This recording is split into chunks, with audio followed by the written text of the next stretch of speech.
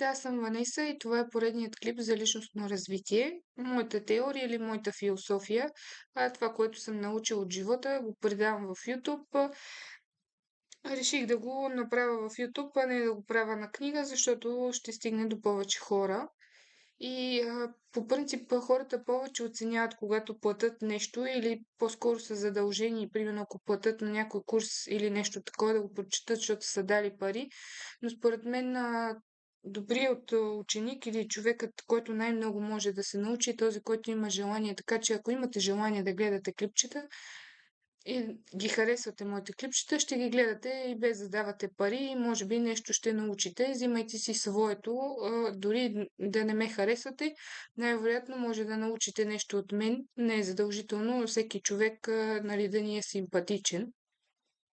До това и аз съм стигнала. А, Другия съвет, който той като съвет мога да ви дам е, гледайте ги подред. Нарочно съм ги направила по номера, за да може да схванете самият смисъл на нещата, които искам да ви предам. И това е. Сега ще отзад напред започнах да ви обяснявам как трябва да възприемате информацията, защото информацията са знания, пак повтарям. И ви показах това, ако някой човек се опитва да ви даде дадена информация, но вие не я възприемате правилно, атакувате я грешно и след това води до грешни действия, които в смисъл са последствия за вашия живот. Или поне вие не го осъзнавате това. Няма да дам пример, ако човек пък обратното се опитва да ви обясни нещо, но не е добър оратор и не може да го обясни, защото в клипчето за анализ съм дала такъв пример и ако не сте го гледали, го изгледайте или го изгледайте пак. В днешният видеоклип ще ви дам пример за това как един вид не са право куме в очите хората, които се обясняват, които се опитват да ви обяснят нещо и един вид ви лъжат. Един такъв пример ще ви дам, за да може да ги различавате и примерно ако в дадена ситуация някой в живота реши така да направи, просто да го хванете и да има някакво положително действие от ваша страна. Примерът, който ви давам сега, е съобразен с времето, защото нещо, което е било модерно преди 20 години, вече не е и най-вероятно всички хора няма да ме разберат, особено по-младите. Тук прозвуча, че все едно съм на 100 години, ама не съм. Второто нещо, което съм гледала да се съобразя, това е примерът да е по-глобален, т.е. по-често да може всеки един човек да го види, защото ако дам пример от моето ежедневие, не всеки човек може да го е живял и да разбере за какво става на въпрос. И третото нещо е, нарочно съм гледала да е в социалните мрежи, за да може да ви покажа как може да научите житейски и нежитейски знания. Представете си, че разглеждате вашият Фейсбук и изведнъж попадате на едно заглавие, т.е. на една статия, в което пише, че две инфлуенсърки са се сбили. Цъкате върху статията, за да видите за какво става на въпрос, все пак ги следите в социалните мрежи и там има едно подзаглавие, което гласи, че е имал скандал между тези две инфлуенсърки, а в продължение на статията, която вие четете, се оказва, че тези две инфлуенсърки са разговаряли на висок тон в някакво столично заведение заради новия си клип.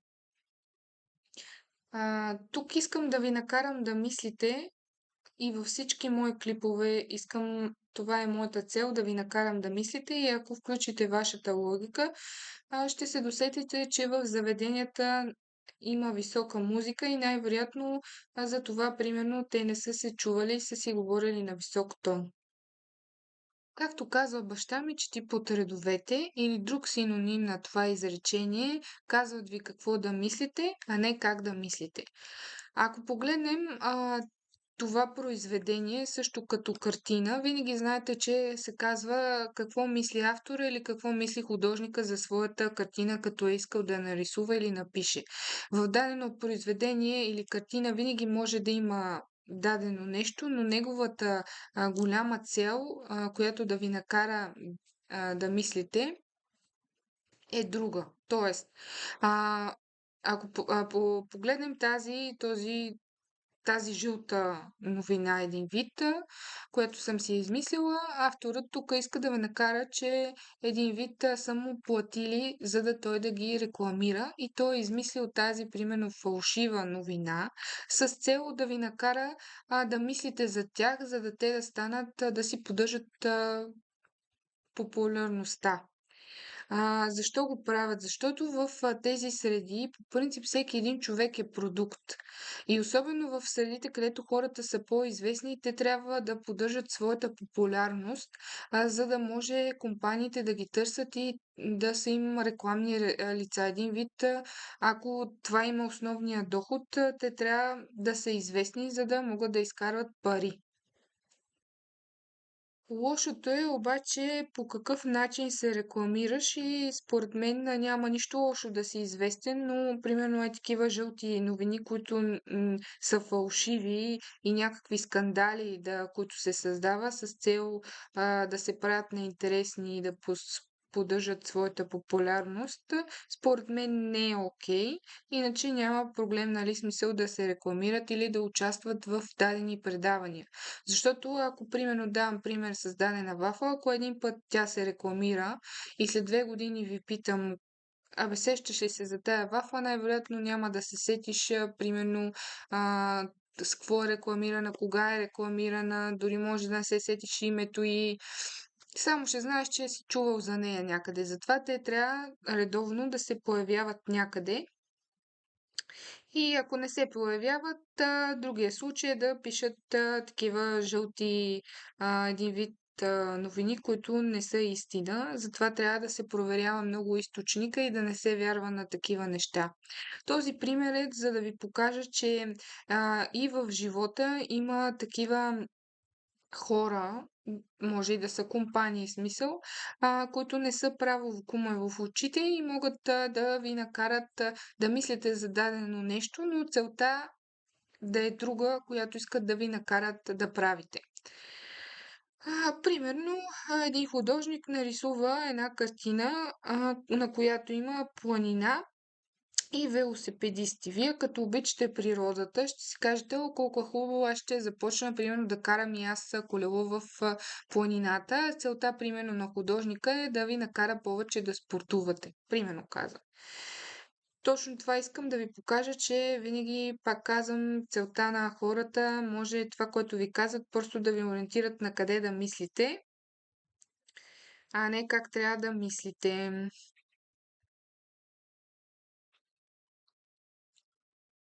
И последното нещо, което искам да ви дам, е това, когато човек предава дадена информация, но информацията примерно е грешна или вярна. Човек може да знае, че дава грешна информация, но може и да не знае, че информацията, която предава на другите хора, е грешна. Един от примерите, които искам да ви дам за това как човек дава грешна информация и знае, че информацията е грешна, това е примерът, който ви дадах за инфлуенсърките, която целта на автора е да ви накара да мислите за инфлуенсърките, че са се сбили, а неговата действителна цел е да изкара пари на ваш гръб, защото са му платили да ги направи популярни. И друга случай, в който може също човека, който дава информация, да не знае, че дава грешна информация, но да си насложи, как да кажем, лъжа. Всеки обича да украсява информацията, която предава на човек, защото ще е по-интересна за слушателя.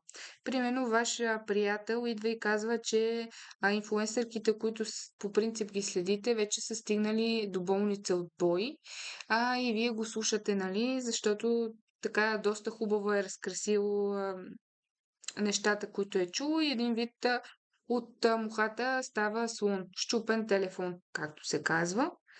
И също една ситуация, в която ви давам, в която източникът, който предава информация, е надежден, примерно като новините, защото те повече ви казват, нали, верни неща. но той не знае, че предава грешна информация и по този начин ще излъже доста хора, ако отразява примерно новината за инфлуенсърките. Винаги трябва да се гледа в източника на информация, както се казва, око да види, ръка да пипне. Примерно, ако инфлуенсърките наистина, примерно, са се сбили, дали има видеоклип, който ви доказва, че те наистина са се сбили. Примерно, дори да не им вярвате, че дори ако ви казват, че са се сбили, това пак има вероятност те наистина да не са се сбили. Просто трябва да има нещо, което ви доказва, че информацията, която получавате, е правилна. И другото нещо, което трябва да се гледа, информацията откъде се получава, защото, примерно, ако ваш приятел разказва за моите клипчета, той, нали, ще си добави негови неща от това, което аз съм дала и това, което ви е казал той, може да има разлика с това, което аз искам да ви предам, защото всеки си разбира нещата по различен начин и си ги тълкува. Затова много хубаво е източникът, който получавате информацията, също да си е директно един вид от него. Това исках да ви кажа за предаването на информация, която според мен е информацията съзнание, пак казвам. Това е част от личностното развитие. И очаквайте още клипчета за личностно развитие.